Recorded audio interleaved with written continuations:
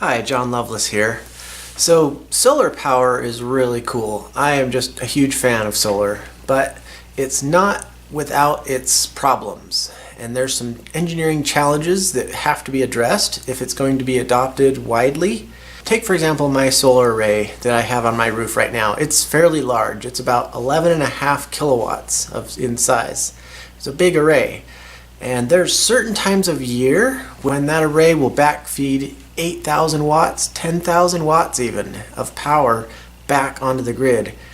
Now, even that is not that big of a deal because the distribution transformer that my house is fed off of is a 50,000 watt transformer. So backfeeding 10,000 isn't super huge, and I'm sharing it with like 4 or 5 or 6 neighbors, and so they're going to be drawing off of that.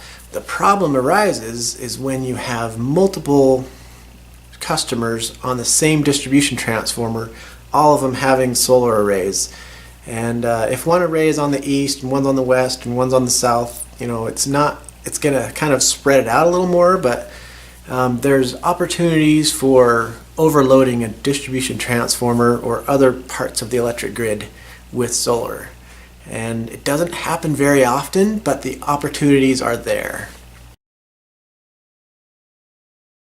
Battery storage is just going to change everything. Having like a Tesla Powerwall, if every solar array had a Tesla Powerwall or that type of storage along with it, and instead of backfeeding to the grid or backfeeding a lot to the grid, you let the battery store the bulk of the power, and maybe a little bit can be backfed, but you have the bulk of it stored in a battery. I don't have any batteries right now for my array. I would love to get like a Powerwall or 7, but they're expensive, and power is just crazy reliable in my neighborhood. It's just really hard to justify a battery just for backup power alone. And it's also difficult to justify just the cost alone. But I have 3 electric cars in my garage. I've got a Chevy Bolt and a couple of Nissan Leafs. And any one of those could theoretically power the house if you could kind of make it go backwards. Right now, I can have those absorb the extra solar without having to backfeed any.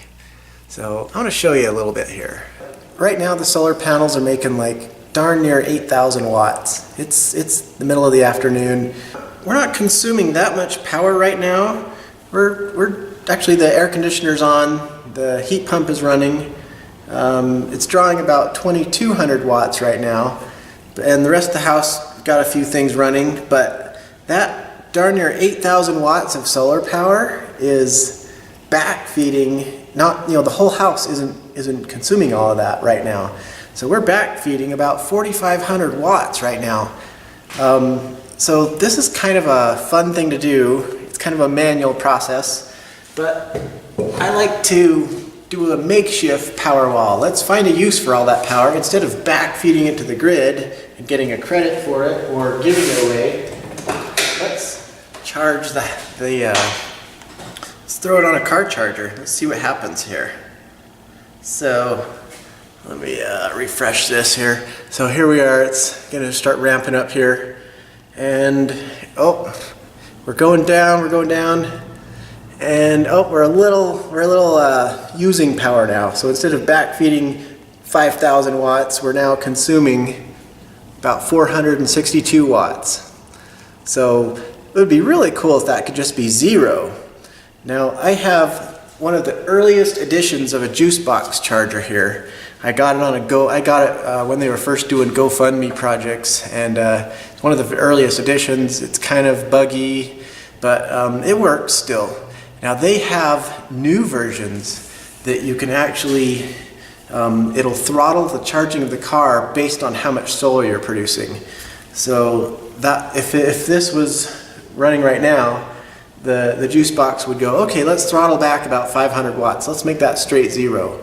But then suppose some load turned off in the house, like say the air conditioner turned off and stopped cycling, and that would draw less power, so then the juice box would throttle up some more. Or if another load in the house turned on, it would throttle it down, so you're just zero straight across, kind of doing a makeshift power wall, if you will. I would love to get a real power wall, but a car's battery is kind of a mobile power wall. Kind of neat. What would be really neat is to be able to power your house from the car's battery. Like, say the power went out. Imagine being able to just plug in and have that feed into your house. And yeah, I don't know how that would work. You'd have to have an inverter or something. You'd first of all, you'd have to go directly out of the DC fast charge port, feed that, somehow communicate that to get it to turn on, and then feed that into an inverter, and then that could then feed the house. So, I'll have to work on that one. Oh, another thing you can do with electric cars to make it less manual of a process is you can schedule in the car. It's like setting a VCR, if you guys remember what those are. You can set the car's schedule maybe late at night when rates are lower, or maybe in the middle of the day when your solar panels are making tons of power and you want all that power to go right into your car.